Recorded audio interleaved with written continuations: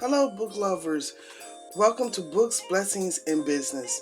Join us as we explore the magic of books, the blessing that enrich our lives, and the strategies that fuel thriving businesses. Together, let's navigate a journey where stories and blessings and business wisdom converge.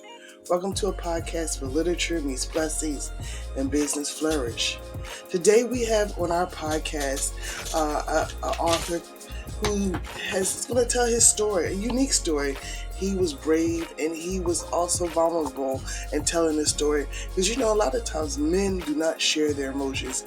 And Josias, Pierre, he did. He shared his emotions and also told his story with his book called My Hurt Taught Me, but My Pain Motivated Me.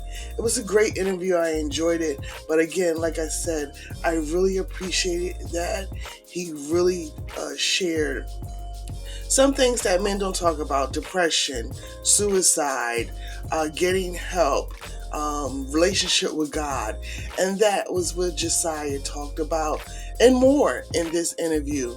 But first, we're going to pull a book from the shelf. Let's see. Okay, we have author Miss Cat. She wrote a book called When God Speaks, and she's going to share that with us. I hope you enjoy.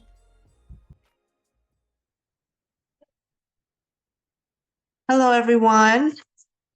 I am author Miss Cat, and I am here to tell you about my book titled When God Speaks. What can readers expect when reading my book? Um, they will get some insight on what it's like to have God in your life, to be there with you side by side every day. And it is amazing. God, you hear people say it, but God is amazing and He's so much fun. God is so much fun. And I just want to share my experience, and I want the readers to read the book, and I hope it inspires them and motivates them to seek out God for themselves and build that relationship with God, have a direct connection with Him, because it is absolutely amazing. And so if you want to get that experience and you would like to know what it's like, you can head on over to Amazon and get your copy of When God Speaks and get God in your life, y'all. You'll love it. It's amazing. Good evening, everyone. Thank you for joining me at Books, Blessings, and Business Podcast. And tonight we have Josias Jean Pierre. He is the author of My Hurt Taught Me, but My Pain Motivated Me. But that's just one of many books he's written. But he's going to talk to us about this book and maybe share some little details about the other books as well. Welcome, welcome, welcome. Yes, thank you for having me. As so this title kind of, when you read it, you're like, okay, what am I about to get into? So tell us a little bit about the book. So my hurt taught me, my pain motivated me is really a story of my life journey of how I got to where I'm at today. A lot of people always see the glory, but they don't know the story. So I wrote this book because one, I am a three-time suicide attempt survivor. Oh, Battled wow. depression. I grew up in church. I'm a preacher's kid, you know. But talk about depression, this is I never talked about. So how do you battle depression? How do you battle this fight of depression at the same time being a man of faith? Right. And it gets shut down, especially in the faith community about, hey, they say cast your burdens unto God, He cares for you. But how does that look like? No one ever showed me the ropes of what it means to walk in victory. So as a young kid, I was told by my father, never call me that, not your dad, call me pastor. So from 5 to 28 years old, I really had an identity issue, trying to question who was I? Who am I? Right. And what's the point of me living in this world? And I try to figure out what's my purpose in this world was. I try to figure out who am I? Well, why am I here? I started questioning the God that we talk about in church because the man that preaches in the pulpit told me not to call him dad, he's not our dad, when really he is our dad. Right. Um, I had to witness 14 years of domestic violence. So the man who's preaching the word of God is also beating his wife. which is my mom. So there was a lot in the whole spectrum of really trying to figure out what is my purpose in this world is and what am I doing. And it got to a point where the burden was heavy, too much to bear, that I was tired of casting burdens to the altar and having come back on much stronger. So I Right. thought that the best thing I could do was to attempt suicide. My first suicide attempt was back in high school, where I ran across the middle of traffic in heavy coming traffic. I got hit by a car. My butt slid on top of the hood of a car, and I made it to the other side. My second suicide attempt was several years ago, where my brother and his kid's mom went to Vegas, and he gave me the car. I ran it. I seen heavy incoming traffic. I went into incoming traffic. The car was being totaled, and when officers arrived, the first thing they asked was, "Is the person inside the car? Is there? Are they okay?" And I Mm. told them the person was me. The car was crushed in, airbag popped out. You would have thought I was dead. Right. But I came out the car, no scratches, no bruises. Mm. The third time I committed attempted suicide was a couple years after I conducted my second suicide attempt, and I woke up in the hospital bed in breathing tubes, Mm. Wow. not knowing if I was gonna make it or not. But I remember us being in a hospital bed singing a song, "It's Your Breath in Our Lungs." So we pour out our praise. And there was a fire that happened between the top of my head to the bottom of my feet. And I walk out the hospital bed. And at that moment, everything that I have encountered, they say that everything happened for the good, like what the devil meant for evil, got turned around for the good. Right. Everything that happened in that moment really turned around for the good to the point where the story of that was a message. The story of a mess became a message. What was Right. a test became a testimony, and what was a misery became a ministry. To now, I travel nationwide and international nationwide, talking to youth, young adults on how to stand in this adversity, sharing Right. my story. So now my audience are people who are battling depression, trying to figure out how can I stay in the midst in this obstacle? How can I stay strong? My audience are people who are fatherless. My Right. audience are people who are broken, wounded, trying to figure out who they are, figure out identity issues. So now I'm at a place in life where I share these messages with people all around the world on how to stand and become an authentic self in the midst of adversity. So, you stepped out, in a different zone because, men are not supposed to be depressed. You're not supposed to have these thoughts, not supposed to even talk about this. But what gave you the strength to say, no, I'm going to tell you the real. I'm going to tell you the real story. I'm going to tell you my journey. What made you have to get that strength to do all this? What gave me the strength to do all this, I will say, is God. But outside of God, was I realized that the beginning of healing is sharing your story. Awesome. The beginning of really healing is sharing your story, talk about your story. And I was tired of hearing people say, "Oh, I want to be like Josias." I tell them, no, don't be like me. Be better than me. I was like, just because you see the accolades and the awards and these big recognitions and all these awards happening throughout the world, it's not what you think it is. Right. And so I told myself, I want to break the stigma of manhood. I want to break the stigma of what it means to be a man in society, because it is okay for men to cry. It is okay for men to say, "I'm hurt." It is okay for men to say, "You know what, I need some help." It Right. is okay for men to say, "I need to go to therapy." We don't Right. talk about that. So Exactly. and I was healed because I went to therapy. Mhm.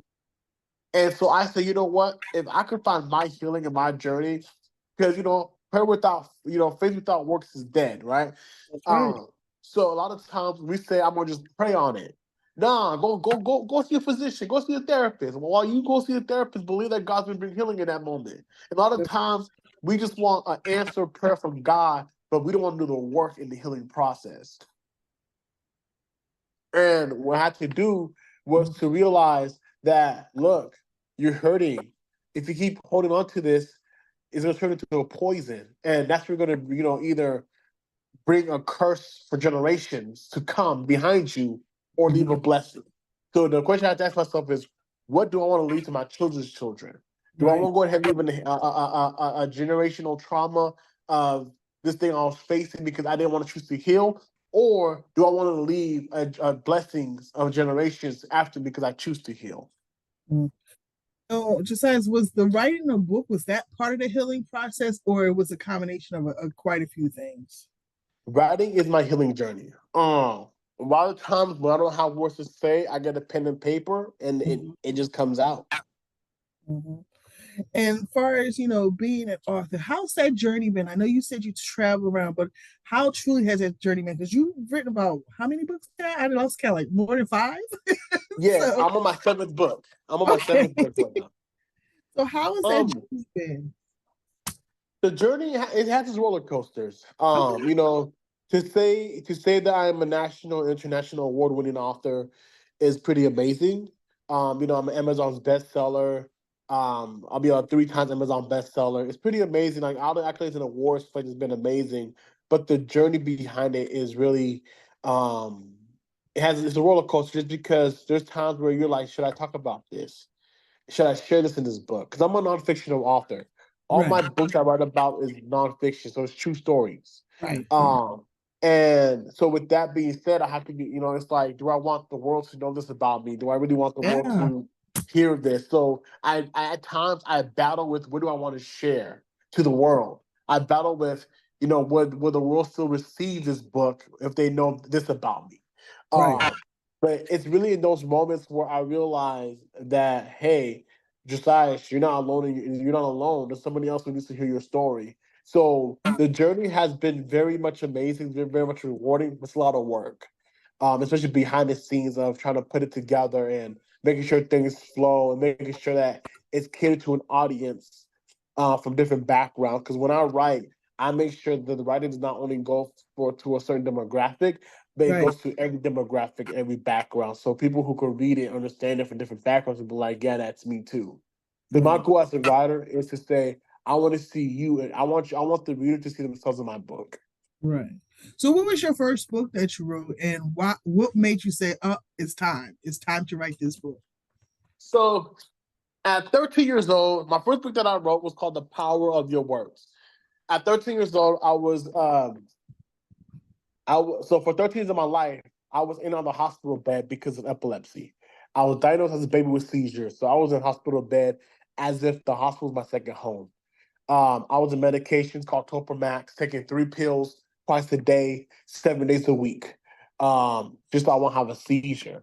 And the doctors kept telling my parents and I that I'm gonna I will never I will always have seizures, and I will never be seizure free because of the severe of the level of the epilepsy.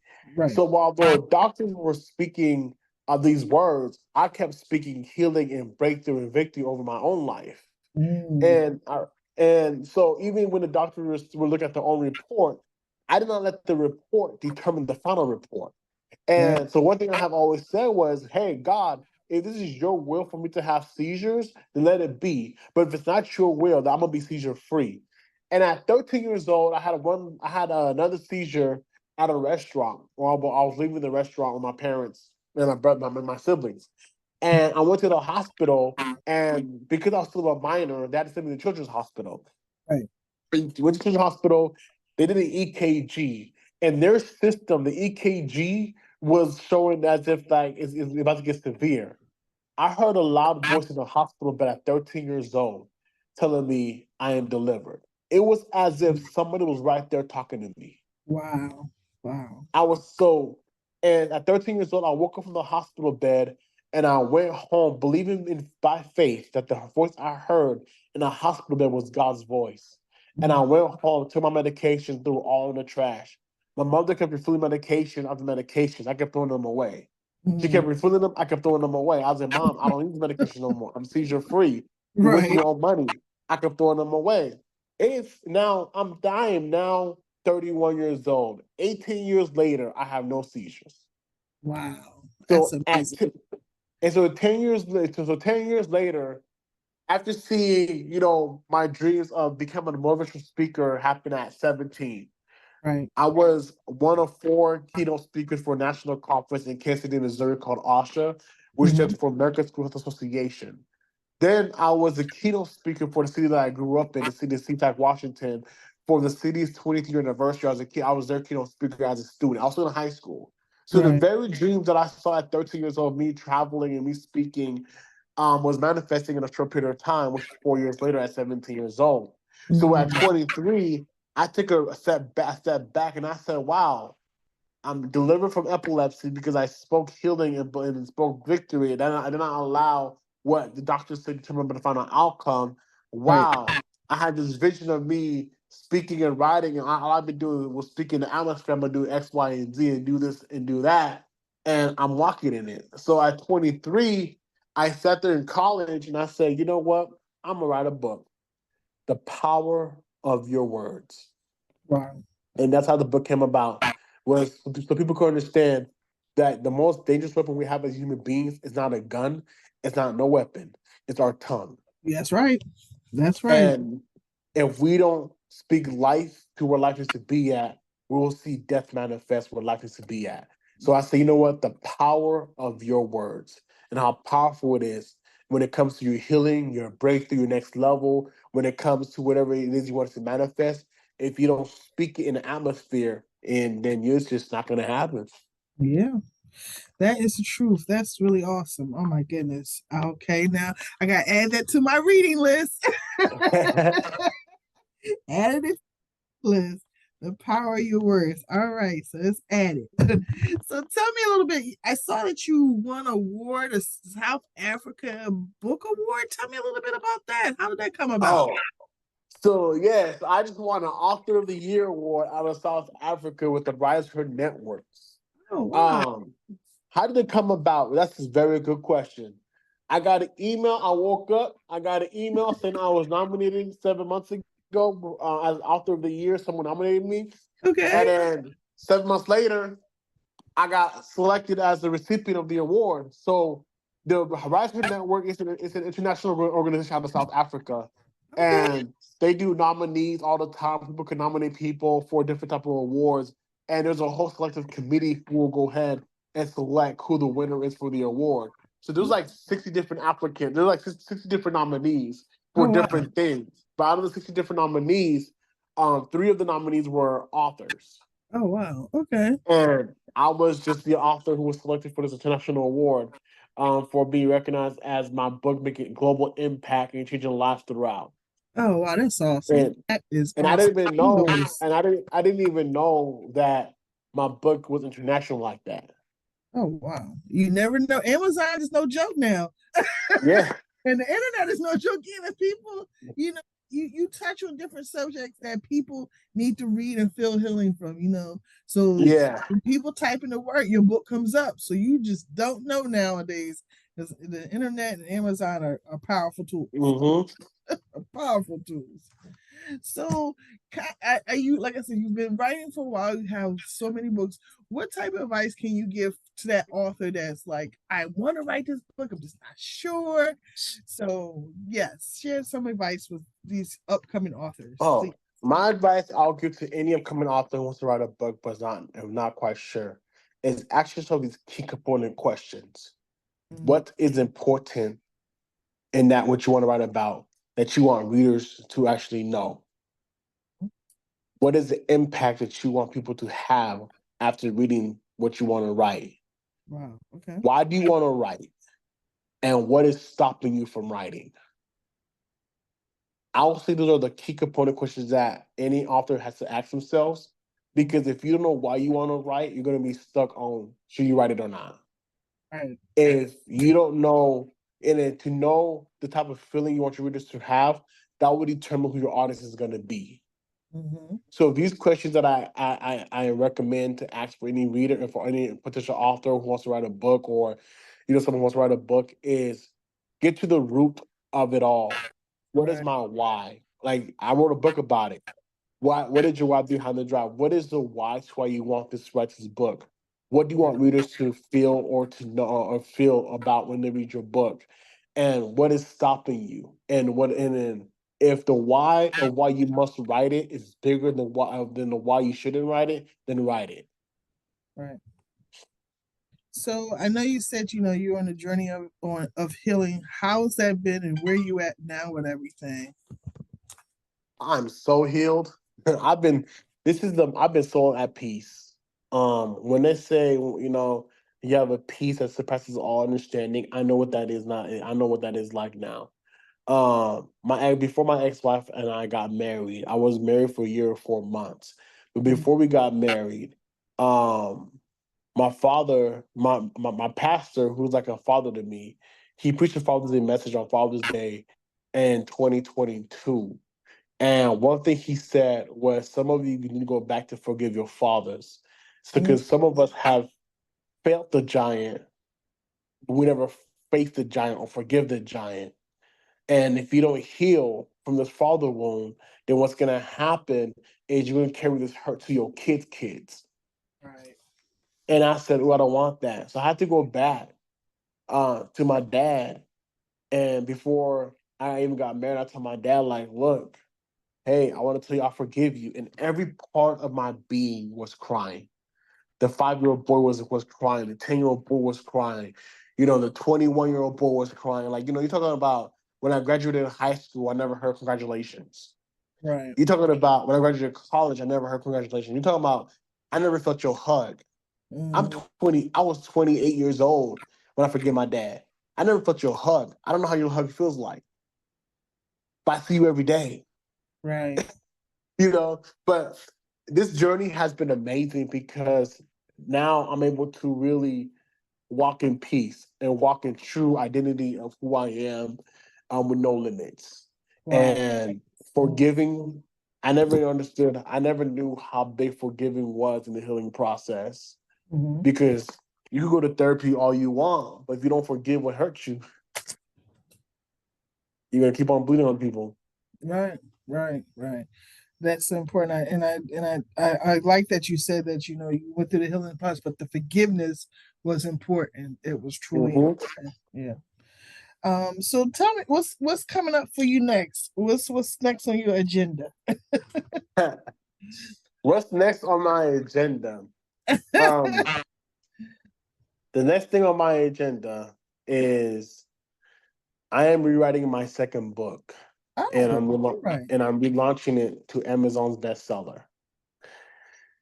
That's what's next on on my next agenda. My second book was called "What Is Your Why Behind the Drive," which talks about what motivates you to keep on going no matter what. It talks about purpose, and I was motivated to write this book because in 2020 we were not just in a pandemic, but we also had an epidemic of civil Right. unrest. Yes. Yes. And you had a big old conversation about, Colin Kaepernick taking a knee and, him disrespecting the flag because he chooses to take a knee. So I said, let me write a book called What Is Your Why Behind the Drive? And one of the things I'm going to talk about is the Colin Kaepernick versus Mhm. Tim Tebow effect. Tim Mhm. Tebow took a knee during the national anthem to stand against abortion. Right. And Mhm. that was a game where he threw for 316 yards and he had under his eyes John 3:16. Mhm. Yep. And what was that? I remember that. I remember that. No, and then so I talk about why is it that you're mad at Colin Kaepernick for taking a knee, where it wasn't even his decision to take a knee. It was a former long snapper in the NFL by the name of Nate Boyer who had lunch with Colin Kaepernick, and he told him, hey, to better respect our veterans, take a knee. But it's interesting how Colin Kaepernick got hit with all these Mhm. critics talking about you disrespecting the flag, but Tim Tebow got praised. Yep. Well, what's the difference? And And I think so, people forget that story. I'm glad you brought that up. People forget that story, truly. uh-huh. And then, so I hear people talk about, hey, you know what? He disrespected the flag. Because, you think about Marshawn Lynch. Marshawn Lynch, for all the years he's been in the league, he hasn't stood for the flag for one time. Not one time he stood for the flag. So all of a sudden, Colin Kaepernick effect is causing the world to go crazy. But Right. Marshawn Lynch never stood for the flag to begin with. No anthem. He always stood down in any anthem. Tim Tebow took a knee and said against abortion. And he had another extended contract for baseball, and it was praised for. So I wrote this book called "What Is Your Behind the Drive," because one, it was talking about movements and what's going on, but also talking about why do you do what you do? Because one of the things that people always tell me was, Josias, you have like 5 jobs, you're like Jamaican. I was like, I'm not Jamaican, I'm Haitian, but we're in the same island though, in the Caribbean island. But I'm not, I crack up with folks. But a lot of people are like, man, why do you do what you do? And I was tired of telling people why I do what I do. So I said, let me put it in the book. Okay. Wow. But you know what? That's just something. You talk about that, and it seemed like it's been so long ago, but it's not been so long ago. But the momentum is like it has died just a little, and you're like, what happened? Where's it at? Like, come on, bring it back. But yeah, definitely, it's honestly, it's definitely needed now, especially with everything that's about to happen with this election. That is a perfect timing for that book. For sure. Yes. Well, thank you so much for joining. It has been really awesome. I am just like in awe. I really applaud the fact that, like I said, you took a leap. You took something that, stigma say men are not supposed to talk about. And I really appreciate that you did that. And I really commend that you continue to talk about those things and push those topics because it's needed now. It's needed. Being silent is no more. It's needed. So, any last words for our listeners that you can share definitely about anything that you have going on any of your books? Yes, the acronym for Giants stands for God is always navigating the storms. So no matter what it is that you are facing, make sure you put God in the driver's seat so he could steer you for your miracle and your breakthrough. Oh, now I gotta pull out a Post-it note. Oh my goodness, that was awesome. Hey, God is always navigating the storms. Oh my goodness. You know what? We may have to say this is a gift from Josiah. We can put this in a magazine. So where did that come from? How did you create that? That is just awesome. So that came from the David and Goliath story. If you know anything about David, anything about David and Goliath, right? You have David who's a king, but Goliath who is a giant Philistine and this big old dude who's undefeated, who never lost a battle. The difference between David and Goliath was Goliath depended on his own strength. David depended on God's strength. Yes, he did. So what seemed like impossible to the world eye view, they might think David about to get beat up. He's a small dude who not strong, never fought. But then when he won the battle, it went back to God because the giant wasn't David's battle; it was God's battle. So that's how I got the acronym. God is always navigating the storm. No matter how big your storm is, it will never triumph God. Yeah. Oh yeah, that's definitely going into my sticky note bin, and also we're gonna blow that up. That's gonna be a page by itself. Your picture next to it. Your word. That was awesome. I appreciate that. That really made my night. I like that. But all the best on your journey. Keep us posted on what you are doing. If you're ever on this side of the coast, because I know you're always in Washington, please let us know. We would definitely Where you at? I'm actually in Philadelphia, so I'm on the East Coast. You know what? I'm gonna make a trip to the East Coast. Okay. I'll let you know. All right, keep me posted for sure. Okay. Definitely love to have you out here. Even if you're in Atlanta, I have some connections in Atlanta.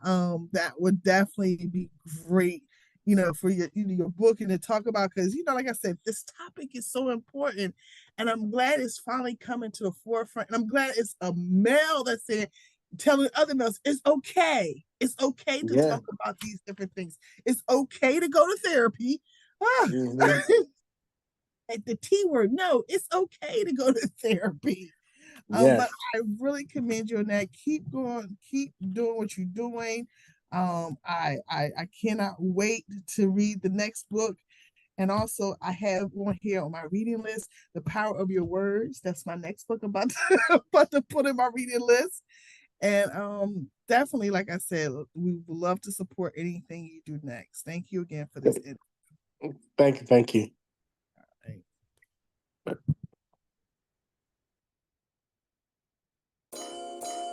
See, I told you that was going to be a good interview. I hope that you go pick up his book, My Hurt Taught Me, but My Pain Motivated Me, by Josias Pierre. And also, if you need help, there is help out there. So make sure you reach out and get the help that you need. Josiah is a good example of that. And he also goes around and talk about that. So reach out to him. You can find him on Instagram at Coach Josiah. But also, Miss Cat, her book, awesome, talks about relationships with God. Definitely go out and support her. As always, thank you for all you do. Toodles. And remain blessed. You cannot forget that. Remain blessed always.